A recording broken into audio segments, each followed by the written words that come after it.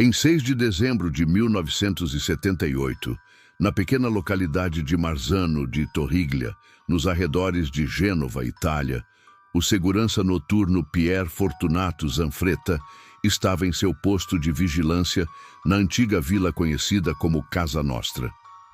Trabalhava tranquilamente monitorando o terreno até ouvir um estalo e sentir um aperto no coração. Algo grande, vermelho, suspenso sobre o quintal chamava sua atenção. Ele descreveu um objeto ovalado, iluminado por luzes intensas e claramente diferente de qualquer aeronave ou helicóptero comum. A ciência que conhecia não explicava aquela forma, aquelas cores. Com cerca de 10 metros de diâmetro, a nave pairava a poucos metros do solo e Zanfretta, incrédulo, se virou para observar. Conforme girava, ouviu sua própria voz atravessada pelo medo. Non sono uomini, non sono uomini. Não são homens, não são homens. De repente, sua consciência se perdeu. Ele sentiu um choque, um arrastar, e então escureceu. Horas depois, ou talvez dias, ele não soube, foi encontrado por colegas em estado de choque, quase desacordado, tremendo. Seus olhos estavam vidrados, o corpo em choque. Era como se tivesse entrado numa máquina do tempo ou em outro mundo. A polícia foi chamada, mas ninguém havia visto nada com clareza. A imprensa local registrou o caso como algo estranho, mas não dava liga ao relato de Zanfretta. Um objeto vermelho sobre o jardim, vultos altos demais para qualquer ser humano. O mistério cresceu quando foi descoberto que 52 testemunhas também haviam observado algo no céu naquela noite. Boa parte confirmou ter visto um OVNI pairando a mais ou menos 1.500 metros de altitude antes de desaparecer no horizonte, cruzando o céu, segundo testemunhas oculares que relataram ao Comando Carabinieri de Chiavari. O próprio Zanfretta, em entrevistas posteriores, relatou ter acabado dentro de um ambiente branco, brilhante, quase hospitalar. Mas era impossível que fosse lugar humano. A sensação de medicação, a cena, os seres, tudo era frio, clínico, distante. Sob hipnose, ele descreveu figuras com cerca de 3 metros de altura, pele estranhamente enrugada ou com texturas incomuns, como se vestissem um terno deformado. Seus olhos triangulares e pés com garras completavam a visão perturbadora. Quando recuperou a consciência, estava no quintal da vila. O solo apresentava marcas incomuns. Um módulo de pouso que deixou uma impressão em forma de ferradura, com cerca de 2 metros de diâmetro. Os militares, claro, reagiram com ciência fria. As pegadas foram analisadas e o solo parecia consistente com um objeto circular pesado. Entre 1978 e 1981, Zanfretta relatou nada menos que 11 abduções, todas com o mesmo padrão. O objeto, a perda de contato, o local estranho, o retorno em transe, as marcas no terreno. A imprensa, sobretudo a italiana, ficou extasiada e aterrorizada com essas histórias. Virou tema de documentários, livros, peças de teatro e até de debates públicos. Zanfretta chegou a ser convidado para programas e eventos, contando ao vivo o que viveu. O caso ganhou força de credibilidade por 3 fatores. Múltiplas testemunhas. Não era um relato solitário. Colegas, transeuntes, vizinhos, militares e inclusive civis reafirmavam ter visto o objeto. Um dos documentos internos dos Carabinieri coleta 52 depoimentos marcas físicas.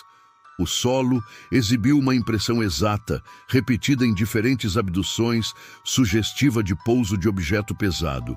Ninguém explicava como aquela ferradura de metal foi impressa. Resistência de Zanfretta.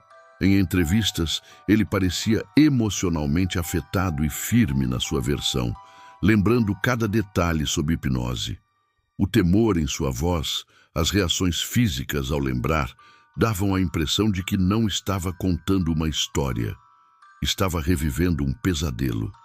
Com o tempo, o ceticismo tentou derrubar o que parecia inexplicável. Psicólogos sugerem que estados alterados de consciência, fraudes ou mesmo encenações poderiam explicar os estados de choque e descrições. Mas a consistência entre testemunhas, os documentos oficiais e as marcas do terreno ainda não foram refutadas cientificamente. Até hoje, falta explicação racional convincente. A história, mais que qualquer filme ou ficção dark, carrega a urgência do inexplicável. Zanfretta disse certa vez: "Eles entravam na minha mente, não sei se vi mais terras alienígenas ou se eles apenas olhavam dentro de mim." E nada, nenhum cálculo ou argumento conseguiu abalar essa sensação cortante. Contexto histórico-social. Na Itália dos anos 70 e início dos 80, o clima era de abertura cultural, interesse por fenômenos misteriosos e, claro, muitas histórias do tipo na mídia. O país recebia influência de pesquisadores europeus e americanos. O caso Zanfretta foi para além de uma série de relatos locais. Virou caso internacional. Apareceu em programas da BBC, em jornais franceses e na mídia especializada americana. Mesmo assim, a igreja, o governo e a polícia mantiveram cautela. O fenômeno foi tratado como caso civil, burocrático, sem despertar investigações militares profundas. Oficiais italianos evitaram rotular o caso como ameaça nacional ou segurança nacional. Impacto cultural. O caso inspirou peças teatrais, livros, programas. O teatro Loro Storia Vera, del più famoso rapimento alieno in Itália, foi baseado na história real. Zanfretta tornou-se figura central em debates sobre vida extraterrestre, o limiar entre ficção e realidade, e a influência que experiências intensas têm na mente humana. Pesquisadores como Bud Hopkins e John Mack no ZEUA abordaram casos similares, mas o italiano se destaca por seu caráter repetido, testemunhas diversas e provas físicas daquilo que ele chamou de não humano andando ali. Imaginemos o retoque, 1981. Pier Zanfretta, agora quase exausto, decide que precisa se afastar. Já havia perdido a sanidade, amigos, a noção de normalidade.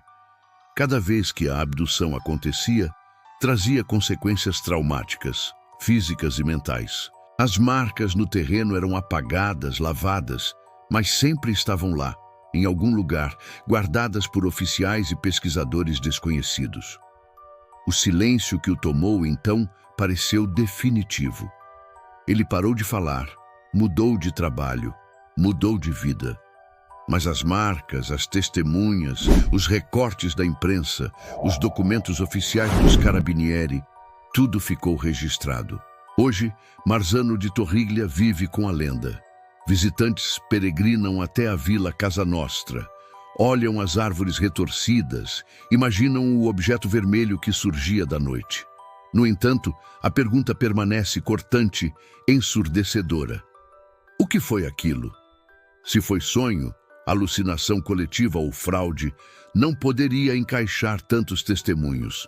Mas, se foi real, se algo aparentemente extraterrestre interagiu conosco, então estamos muito mais sozinhos do que imaginamos. Com o passar do tempo, aconteceram 11 abduções no mesmo local, entre 1978 e 1981. Aparecimento noturno consistente, sempre perto da meia-noite sob neblina, a mesma tonalidade vermelho-alaranjado. Marcas visíveis no solo, imprecisas, com formato replicável, ferra, 2 metros. Jamais explicadas por pegadas humanas. Testemunhas diversas, além de Zanfretta, guardas, moradores, até policiais civis observaram o mesmo fenômeno em datas próximas. Zanfretta se tornou personagem de documentários, mas manteve disciplina. Nunca pediu dinheiro, não lançou livro próprio, não lucrava com isso. Seu propósito, repetia, era apenas relatar a verdade. E até hoje seguimos tendo relatos e burburinhos sobre esse lugar, e você acredita nessa história? Curta e se inscreva para mais histórias.